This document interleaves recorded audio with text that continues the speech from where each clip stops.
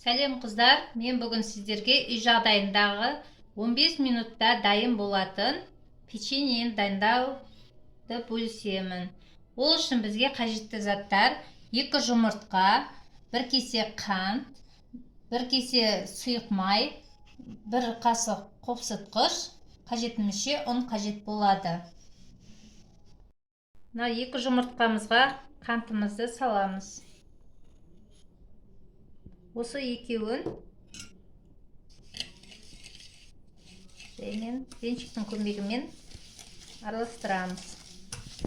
Қантымыз ерігенше араластырып отырамыз.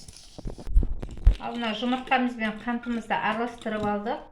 Енді осының үстіне сұйық майымызды құямыз. Осыны әбден масса болған дегенше араластырамыз, қанты ерейін дегенше. Ал қыздар, мынау массамыз дайын болды. Енді осыған 1 ас қасық шай қасық разрыхитель саламыз. Сосын араластырып жіберіп, осының үстіне жаймендеп қажетімізше ұнды салып отырамыз. Ұнды салып, қоймалжың қылып қамыр илейміз. Ал қыздар, бізде осындай жұмсақ қамыр шықты. Осы қамырымызды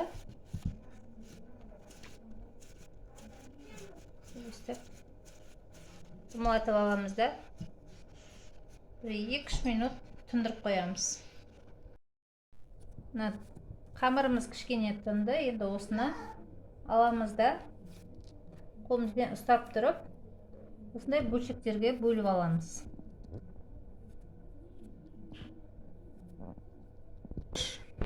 Ал қыздар, біз мынандай бөлшектерге бөліп алдық қамырымызды. Енді мына алақанымыздың көмегімен бүйтіп домалатып, кішкене басып жібереміз да, формамызға шаймен саламыз. Домалатамыз, кішкене басамыз. Арасын кішкене ашып қоямыз, өйткені қазір печеньеміз кішкене көтерілгенде бір-біріне жабысып қалмас үшін. Қыздар, міне бізде осындай 40 шақты печенье дайын болды. Енді осыны шанышқының көмегімен бүйтіп үстін былайынан бассаңыздар да болады. Крестик жасап, әдемі узор шығады. Болмаса үстінен бүйтіп бір-бір басып шықсаңыздар да, батырыңқырап бассаңыздар, іскен кезде әдемі болып узор шығады. Узор шығу үшін осы шанышқыны пайдаланамыз. Әркім өзіне байланысты. Былай. Қыздар, мына дайын болған печеньемізге осындай 1 жұмыртқаның сары уызына кішкене қосып араластырамыз. Дайын болған жұмыртқамызды печеньеміздің беттеріне жағып шығамыз. Арасына сіңдіріп отырамыз.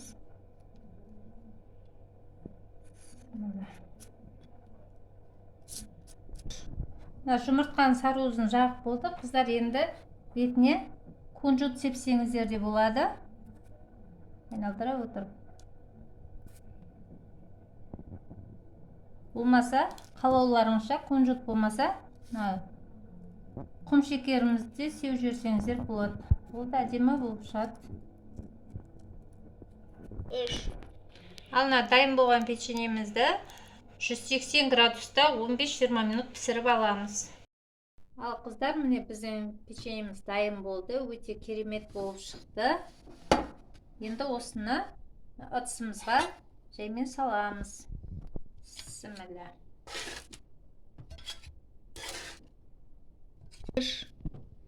Ал міне қыздар, біздің печеньеміз дайын болды. Міне өте жұмсақ. Міне әдемі, арасы да тығыз, әдемі болып шықты. Ал бұны күнделікті шайға, қонақтарға да қоя берсеңіздер болады. Өте керемет болып шықты, көрдіңіздер ме? Ас болсын. Менің рецептім ұнаса, лайк басып, комментарий қалдырсаңыздар болады. Және де менің каналыма жазылуды ұмытпаңыздар. Сау болыңыздар, ас болсын.